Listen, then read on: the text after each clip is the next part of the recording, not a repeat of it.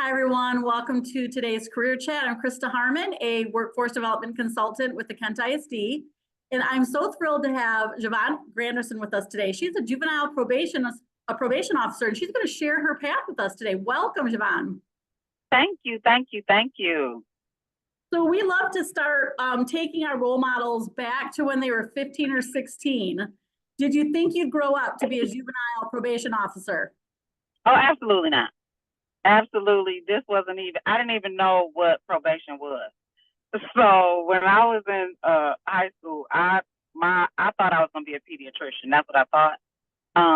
And I am clearly not that. I'm clearly far from that. But yeah, absolutely not. This was not a part of my career path that I thought when I was in high school. So obviously, if you were thinking about maybe being a pediatrician, was there something that at that early age that you liked children? Did you want to work with children? Tell us what that early thinking. Yeah, I liked working with kids, and I guess I really liked my pediatrician. So, and I just knew that I wanted to work in the medical field. And so I went from saying I wanted to be a pediatrician to then I wanted to be an anesthesiologist because I was working in a program when I was in high school through the Detroit Medical Center. And so through that program, we got exposed to a lot of different medical careers. And so I thought I wanted to be an anesthesiologist just so they made more money than pediatricians did. Well, I was clearly motivated by money, but once I got to college, all of that changed. All of it. So I've always worked with young people pretty much my entire career path. I've pretty much always worked with young people, or it has something to do with young people. Yeah, I'd love to keep you in the high school conversation just for a minute because you were sharing how you were part of a program that was giving you some career experiences at the Detroit Medical Center. What do you remember about your thinking at the time that you even wanted to be in some program like that? It was just part of because when I was in high school, it was called an accelerator program. And it was kind of like you had regular education, then you had the honors program, then you had accelerated. And so with our accelerated programming, we just did a lot of like career exploration. We got exposed to a lot of different things. And I'm not quite sure how I got exposed to the Detroit Medical Center program, but I was always in some type of program that was offered through my high school. Yeah, and I love that because I want to encourage young people who might be watching this that those experiences really do help us decide what we might be interested in, things that we've realized we're not, right? Oh yeah, definitely. Yeah. So you go through this program, you're thinking anesthesiologist, and then tell us about how your thinking started to change. Well, I was at Grand Valley and I was a biomedical science major. And I struggled with the physics class. And I was like, I don't even think this is my passion. I'm not even, because I always enjoyed math and science. And I was like, I don't even think I really like this. And so I decided, I said, oh, well, I'm going to be a math major and a psychology minor because my mom taught. And I was like, oh, I think I might want to teach. I'm still dealing with young people or whatever. And I think I like to talk and I like working with youth. I'm like, so maybe that's something that I would like to do. And also when I was in that Detroit Medical Center program, once I went away to college, when I came back for the summer, I had a group of high school students that were under me that I kind of managed and kind of mentored them through the program and scheduled them for different things and all of that. And so I was like, oh, I think teaching, I think I would enjoy that. And so I changed from being a biomedical science major to a math major and a psych minor. Because I said, oh, well, I'll be a high school math teacher. And I'll minor in psychology and I can teach some psychology class. But as you can see, I didn't go that route. So it got to the point because I always loved math in high school. I was always really, really good at it. But then college, it was just different. After I took several classes, and I remember the final straw, I took a calculus class. And the entire class, it was a story problem about a yam in the oven. And that was the class, the entire class. And it was just all of these different story problems about this yam in the oven. And I hated it. And I was like, okay, and at that point, I was like, just get me out of here. I had been in school for like 3.5 years, and I was like, okay, what else can I do? And I started working at Wedge as a youth specialist, working with it was called Zondervan Home. It was a boys home for troubled youth. And I worked there, and while I was working there, and I was still in college, and I saw a job opening for a foster care case manager. And I was like, oh, well, what is that? And I read, like, the job description, all of that, and I was like, I think I could do that. And so I was like, you know what? Matter of fact, if I can graduate and not have this math major and just flip it and become a psych major, I was like, I'm gonna do that because I just want to get out of here and I'll figure it out later. Now that wasn't the smartest thing. I probably should have stayed in and then so I could get my master's and all of that. But I'll just be honest, I was ready to go. So I flipped it and I became a psych major, and I just dropped my math minor, and I graduated with a psychology degree. And right before graduation, I got hired as the foster care case manager. I had no clue what foster care really was, but just from the job description, I just felt that I could do it. And they gave me a chance and hired me, and that kind of started my path with like case management and things like that. And I want to pull out a few things that you talked about, because I think this is so important for young people watching this, of how our career paths evolve. So during your college, and did this have to do with your psych major, but how did you end up at Wedgwood? Like, did you see a job posting? Had someone told you about it? Because that was a key piece for you while in college. This job that you took opened up some doors. So what do you remember about how that came about? I think I was just looking. I was just looking for jobs. And I started off. I worked for. It was called Recreation to Reduce Risk, and it was a program through Grand Rapids, City of Grand Rapids, and each site, like, it was held at like either a boys and girls club or at a school in a gym, and my site was Baxter Community College.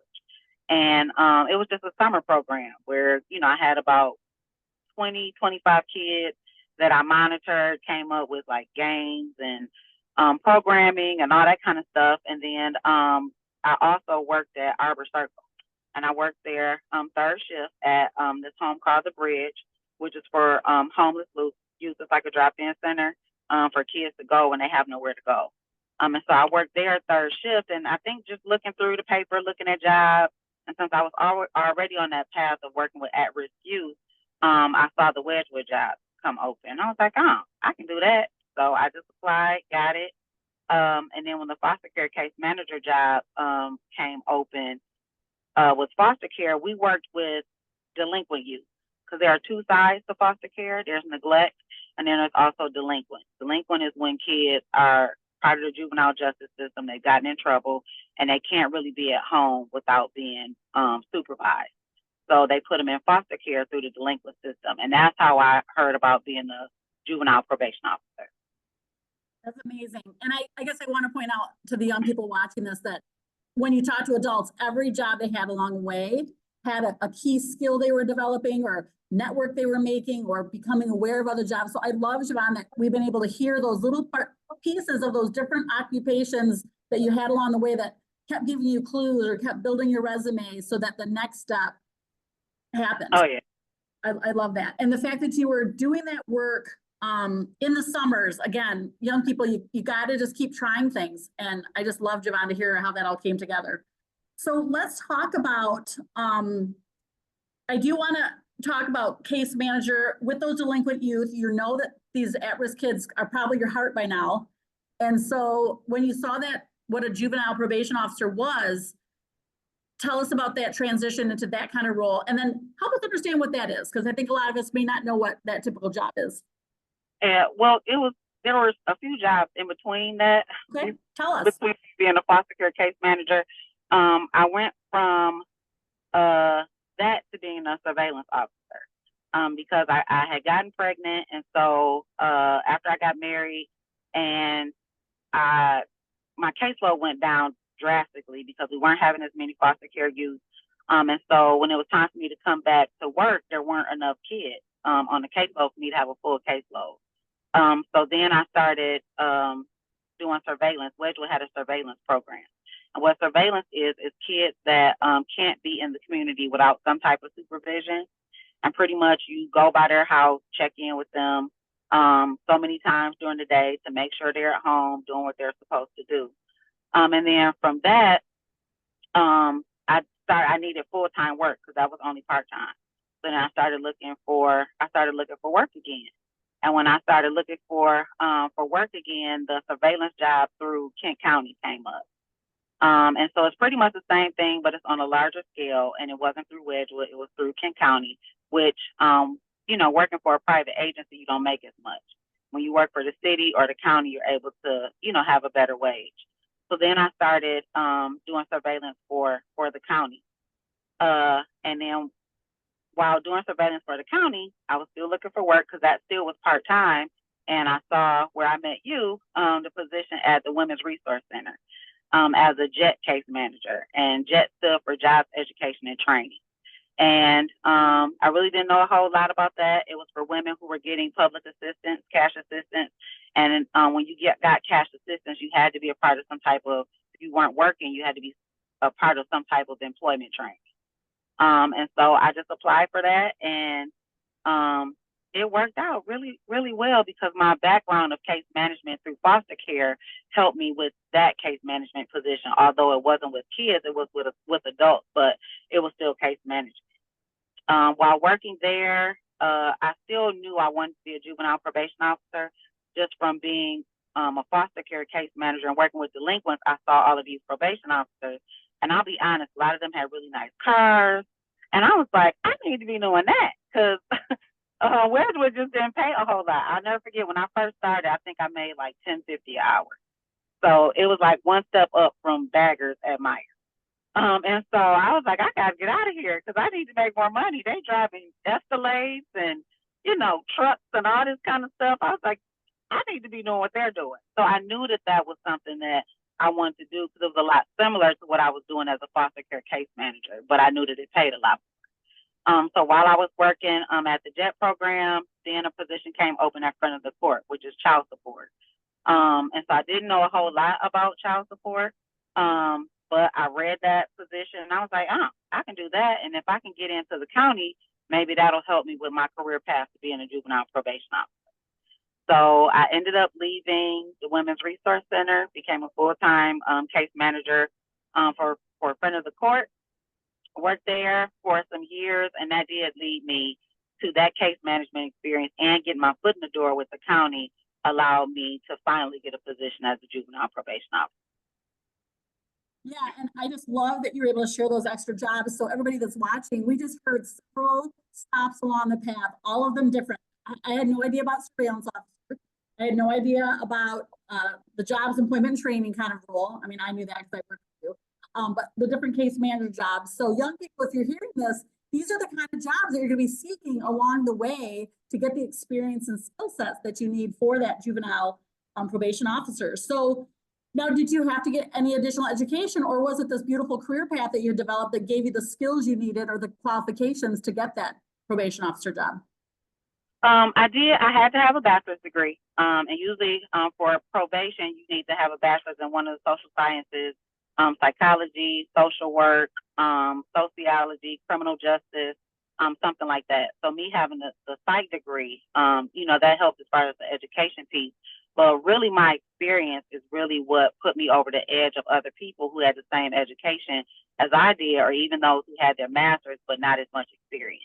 So all of those jobs that I had, aided me in being able to finally land the job that I really wanted as a juvenile probation officer. About what that job's all about. Help us understand it, and maybe even break some of the myths around what people think it is. Well, juvenile probation, we're even though we're juvenile probation officers, we're also called community juvenile probation officers. And what that means is I have a sector of Kent County that belongs to me. I have what's called Area 6, which is the MLK Park area. So all of that area is mine. So all of the youth that are on juvenile probation, they come to me. And we do community probation because, you get to know the youth that you're working with. A lot of times you end up working with families because their brother ends up coming on probation, or you may have had a parent that was on probation at one point, and after you've been doing this for a long time, then you end up, their kids are on probation.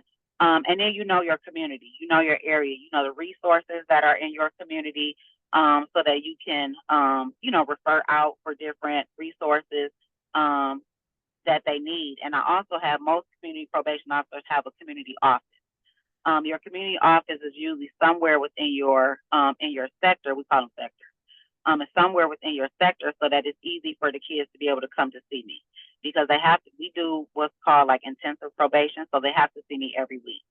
And so it makes them easy for those that don't have transportation, stuff like that. They can just walk from their houses to my community office.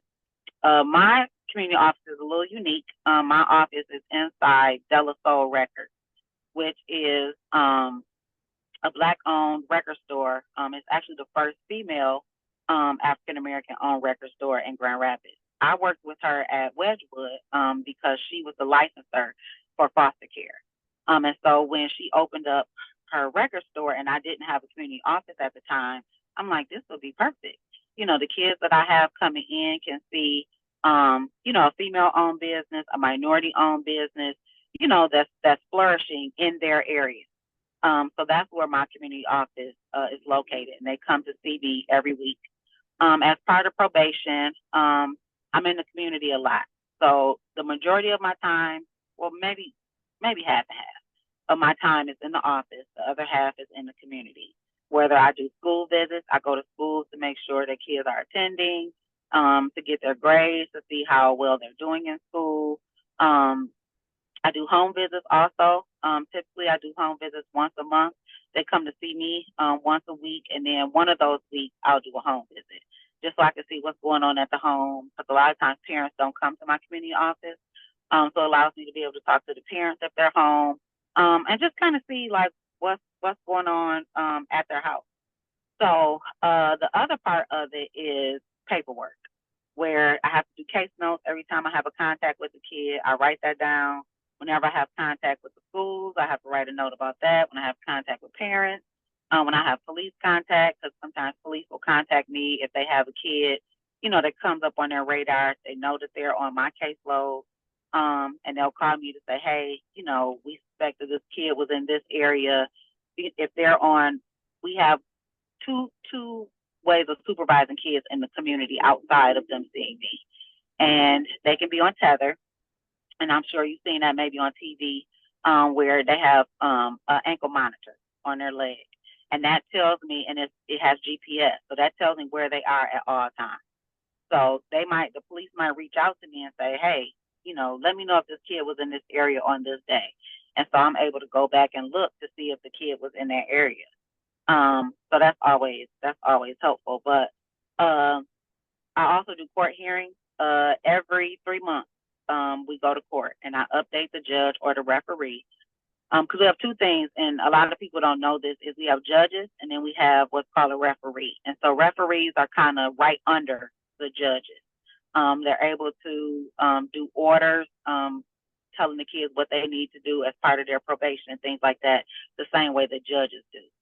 And so we either see a judge or a referee. Each judge has a family. So if I have a brother and sister, they always have the same judge, or they always have the same referee. Because it would be difficult if you have two, kids in the home and they have courts on different days, different judges. And then it also allows the judge and the referees to get to know the family. So part of that is I testify in court with how well a kid is doing. I have to write a report that covers that 3-month period that tells the judge how well the kids are doing. And so the length of time, because some people don't understand it with juvenile probation, there's no set length of time that you're on probation. It's not like adult probation where you get sentenced to 3 years probation or you get sentenced to a certain amount of time. With juvenile probation, it just depends on how well you do. I have kids that have only been on for 6 months. I have kids that I've had for 3 years because they just can't seem to get it together. Whether they're picking up new charges, committing more crimes in the community, still challenged with substance abuse. Smoking marijuana is a huge thing, and it's illegal for a young person to be smoking marijuana. And that's something that could keep a kid on probation. So there's no set length of time that a kid can be on probation. But on Mondays and Wednesdays, I'm in the office or I have to be in the office. On Tuesdays, Thursdays, and Fridays, I'm in the community. I can go to office if I want to, but I don't have to. I can work from home, or I'm just in the community doing home visits and all that kind You did a great job kind of spelling out all those different components of your job. And I mean, just the report writing and going to court, and what kind of caseload do you carry then? How many kids are you working with each? of. Right now, our cases are low, just because we typically get an influx right after the summer. Because right after the summer, after they've committed all of these crimes during the summer, then we typically don't get them until the winter. So right now my caseload is low. This is the lowest I've ever been. I have 12 kids right now, but typically you're anywhere between 10 and 21.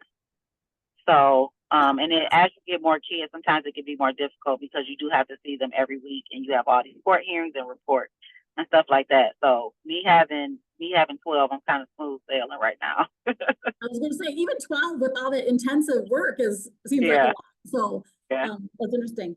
What is one of those things that you would want young people to know if they're considering some type of job? What would you like them to be doing while they're in school, even to prepare, or maybe address something that you want to make sure they know about?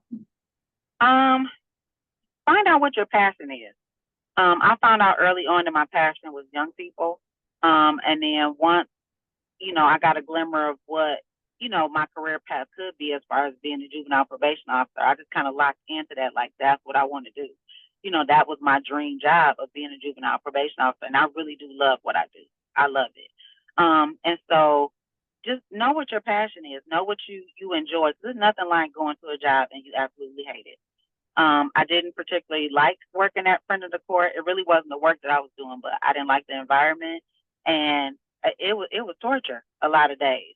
But I knew that that would put me on the path that I needed to become a juvenile probation officer. But don't do something that you don't enjoy. If you don't like kids, please don't pick a job where you work with kids. You know what I mean? If you are a people person, don't pick a job where you're working with people.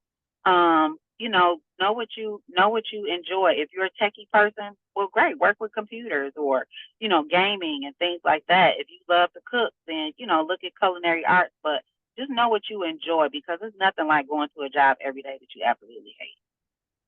Yeah, and I think that's an encouragement to young people watching this to keep trying things, because sometimes they don't know their passion. And just like you did, you had so many activities that started to show you what you really wanted. Yeah, and real quick, Krista, and also just don't give up, because I applied to be a juvenile probation officer 6 times. 6. So that was 5 of those times I got denied. And so I'll be honest, after the 6th time, I was like, look, if they don't pick me now, I'm taking my talents elsewhere, because I know I will be good at this job. But at that 6th time is when I got it. But if I had given up, after interview 1 or interview 2, I would have never been in this position that I am now. So if it's something that you really want to do, just keep at it and don't give up. Yeah, that's some great wisdom right there. You did say that you love your job, so I would like you to share why you love your job, and maybe share the parts that you don't like. I love my job because I get to work with young people. I get to make a difference. I don't always see it right away. But oftentimes in the community, I'll see kids that I had on probation, and they're like, hey, Miss Granderson, I'm doing really well. I just had a baby, and they'll reach out to me. I even have kids that just reach out to say, hey, I'm just checking on you, which is amazing. So that just lets me know that I'm doing good work in the community, because easily I could see kids out and they're like, oh, God, there's Miss Granderson. Let me act like I didn't see her. You know what I mean? Or they're angry and they want to cuss me out when they see me in the street. So I know that I'm doing good work. I love working with families. I love trying to present something different to them. Because sometimes with some of the youth that I work with, I'm the only positive voice that they hear. They don't always get positive feedback at home. They don't get positive feedback at school. And so me just trying to make a positive impact on these young people, that's important to me.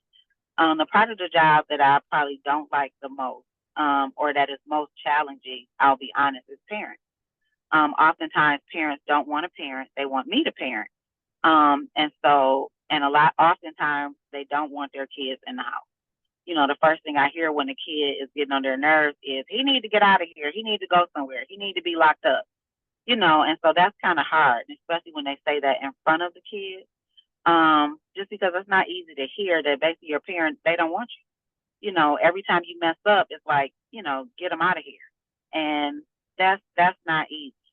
So I think the most challenging part, I love the kids. I understand, like, why they are how they are and the things that happen along the way that cause them to be in the position that they're in. But when you're working with adults who don't accept responsibility for why their kid is how they are, that's the part that's hard. Yeah, that's really tough. Yeah. How do you cope with some of those really hard sides? The things that you see that are really bad, you probably have had kids go through some really hard things. Like, what's some of your coping strategies? I have a therapist. I go to therapy every week. One of the best decisions I ever made, but I did that before I got this job. But that does allow me to kind of download some of the things that, I experience with the kids that I work with. And that's just a part of my self-care. Because when you give so much to other people, it's important that you fill yourself back up. And therapy allows me to do that because, you have parents pulling on you, you have kids pulling on you, but then you also have your own family. I have my own kids, I have my own husband, my own bills, and all of those things. And so I think in order for me to be the best me that I am, and to be the best mom that I can be, the best wife that I can be, the best probation officer that I can be, I have to take care of me. So I go to therapy every week, and I don't miss. I think that's so important to talk about that. Any public service occupation needs to hear that therapy is an important part of self-care. I love it.